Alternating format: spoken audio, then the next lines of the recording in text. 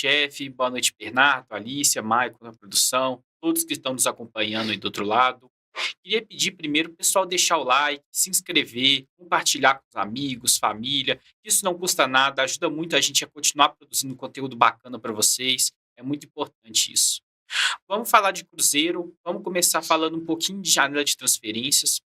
Não está muito movimentada, mas o Cruzeiro esteve, nessa última semana, perto de fechar a contratação do ponta Wesley, jogador que pertence ao Al Nassr, da Arábia. Estava emprestado ao Real Sociedad da Espanha, porém não vinha tendo minutos no time espanhol e era de interesse do clube árabe rescindir esse empréstimo, né, e negociá-lo a outro clube, porque ele está ocupando uma vaga de estrangeiro no Campeonato Saudita.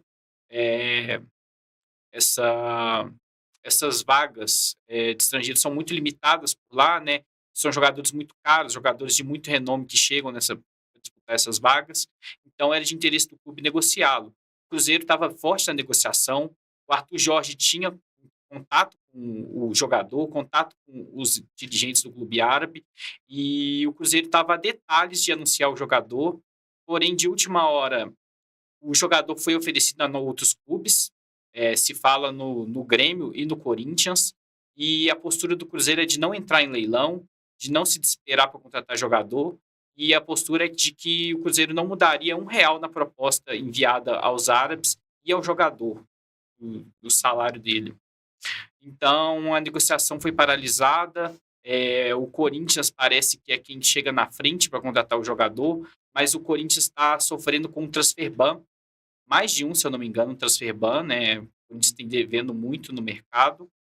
E para que essa negociação aconteça, o Corinthians tem que conseguir arcar com esse transfer ban para poder fechar a contratação do Wesley. Então, portanto, não é uma negociação totalmente descartada, né? O Cruzeiro paralisou a negociação, mas aparentemente está no páreo. Mas, no momento, é muito difícil que o jogador venha para a Toca da Raposa. Falando agora do amistoso, o Cruzeiro foi derrotado 3-1 para o Grêmio. O do Cruzeiro marcado pelo Sinisterra no primeiro tempo. Os gols do Grêmio marcados por Carlos Vinícius, Juan Nardoni e Matheus Nascimento, estreante do dia, né, cobrando pênalti. O jogo teve alguns pontos positivos, na minha opinião, principalmente a atuação do Rojas, lateral esquerdo, que aos poucos está se adaptando. O Cruzeiro jogou no esquema com... Já que o Christian foi embora, né, e o Marquinhos jogou pela ponta direita, o Cruzeiro jogou com dois pontas que a gente chama de pé invertido. Um ponta destro jogando pela esquerda e um ponta canhoto jogando pela direita. Isso acaba afunilando o jogo pelo meio e liberando espaço para os laterais atacarem, né? Gera o que a gente chama de amplitude de jogo. A partir dessa amplitude gerada, o Rojas foi muito inteligente,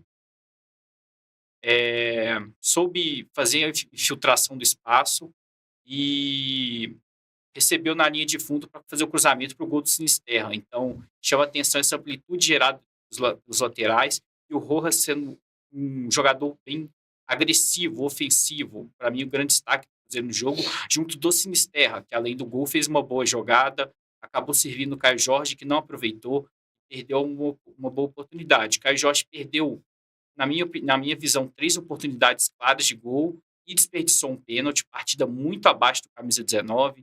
A gente esperava que ele, agora voltando a jogar sem dores, sem nenhum problema físico, fosse sobressair, como foi na temporada passada, marcando muitos gols, mas está devendo o Caio Jorge.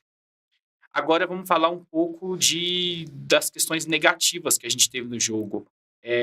Dos gols tomados, para mim o que mais me preocupa foi o segundo gol marcado pelo Nardoni de cabeça, cabeceou quase dentro da pequena área ali, com muito espaço, não foi bem marcado, a zaga do Cruzeiro falhou muito feio para mim nesse lance, e isso nos preocupa, né, principalmente com a iminente chegada do jogo contra o Flamengo, que é um adversário que não costuma perdoar, costuma fazer esses gols sempre que a oportunidade surge.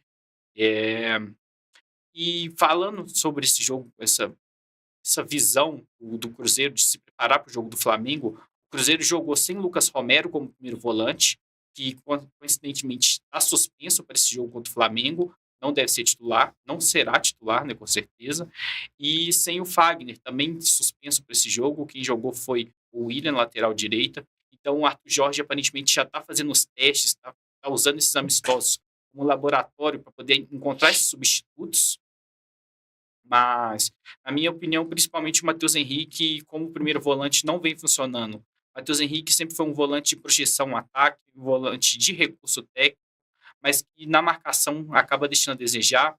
E para mim isso ocorreu no jogo, ele não foi bem marcando, gerou muitos espaços para o Grêmio, que acabou aproveitando as oportunidades e fazendo gols.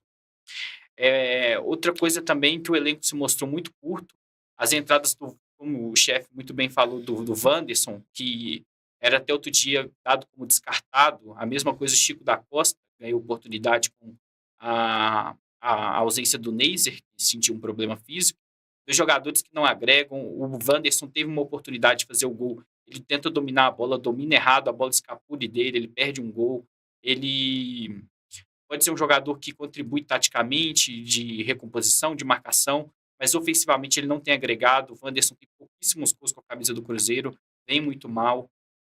A mesma coisa o Chico da Costa, que ainda não marcou com a camisa do Cruzeiro, se eu não me engano, ainda não marcou. E isso demonstra a falta de profundidade do elenco do Cruzeiro, principalmente em opções ofensivas. Então, além da falta do primeiro volante que possa substituir o Romero, acho que o Cruzeiro deveria ir ao mercado para contratar um jogador nessa posição. Os jogadores de frente também não têm contribuído, né? Dos que entraram em campo, para mim, o Peck foi realmente o melhor, não fez nada assim de extraordinário, não teve uma atuação, não marcou gols, né? Perdeu um pênalti, mas fez uma boa jogada ali no lance que ele acaba sofrendo o pênalti. Continuando, o Cruzeiro deve fazer 2 jogos treinos no dia 16, um contra o Ipatinga e outro contra o São Caetano. Imagino que não serão jogos televisionados, no máximo transmitidos ali pelo YouTube, mas eu acho muito difícil. O Cruzeiro deve rodar o elenco, deve dar oportunidade para os jovens e continuar essa preparação rumo à volta do Brasileirão e esse confronto que vai pegar fogo no Libertadores contra o Flamengo. 19 horas agora e 24 minutos. Eu daqui, você daí, com um programa que é feito para você e por você, junto e misturado sempre. Chegou a mensagem aqui para você, aqui, Gabriel, que ela tá na tela ali.